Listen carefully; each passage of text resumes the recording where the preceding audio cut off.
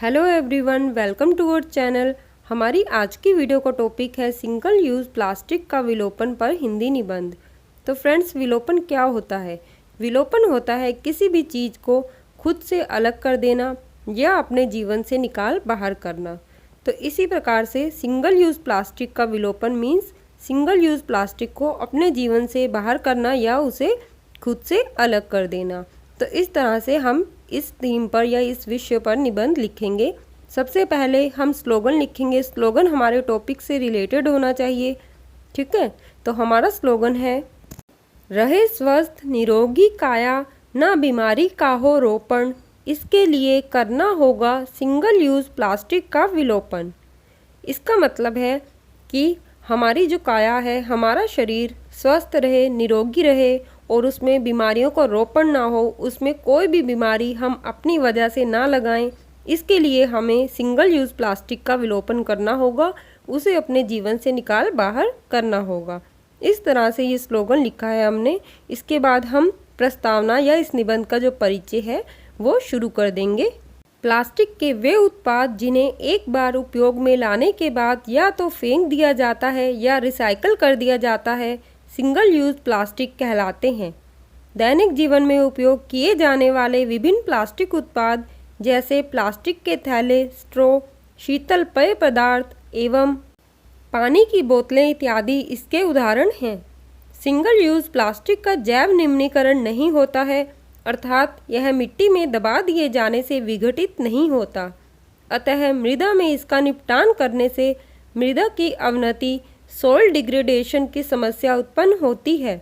नदी जल स्रोतों में प्रवाहित करने से यह समुद्र में पहुंच जाता है, जिससे समुद्री प्रदूषण में बढ़ोतरी होती है। समुचित निस्तारण के अभाव के कारण इसे जला दिया जाता है, जिससे वायुमंडल में विषैली गैसें निर्मुक्त होती हैं। इसके निर्माण में प्रयोग किए जाने वाले रासायनिक पदार्थ खाद्य पदार्थों में प्रवेश करके मानव सहित अन्य जीव जंतुओं के स्वास्थ्य पर नकारात्मक प्रभाव डालते हैं। यह महानगरों में ठोस कचरे की समस्या की बढ़ोतरी का भी प्रमुख कारक है। भारतीय वाणिज्य एवं उद्योग महासंघ FICCI, जिसको हम फिक्की भी बोलते हैं, के मुताबिक भारत में सन 2014-15 के दौरान प्लास्टिक का उपभोग प्रति व्यक्ति 11 किलोग्राम था। यह आंकड़ा 2022 तक 20 किलोग्राम तक पहुंच जाने की संभावना है। तो फ्रेंड्स, इस तरह से निबंध के बीच बीच में आंकड़े लिखे जाना भी बहुत ज़रूरी होता है। इससे पढ़ने वाले पर अच्छा प्रभाव पड़ता है।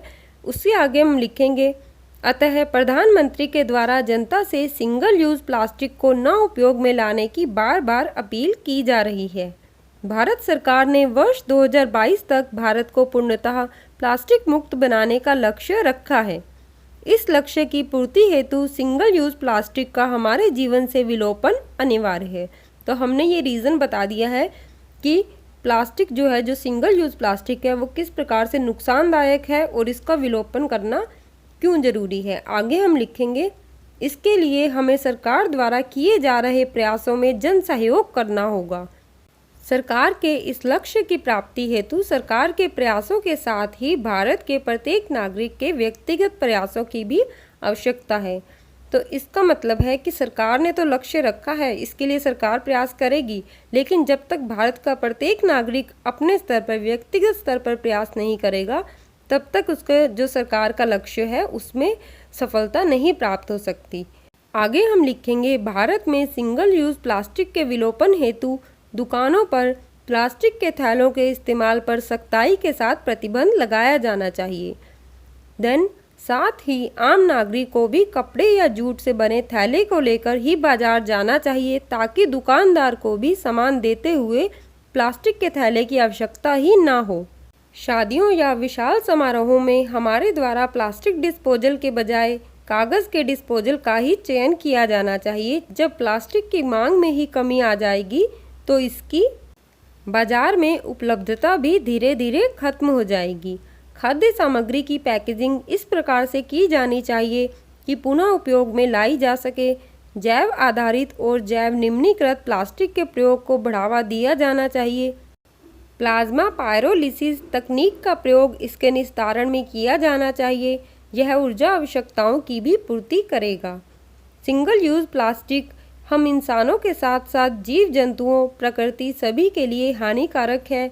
इस पर प्रतिबंध लगाना तभी कारगर होगा जब आम जनता इसका अपने जीवन से विलोपन करेगी।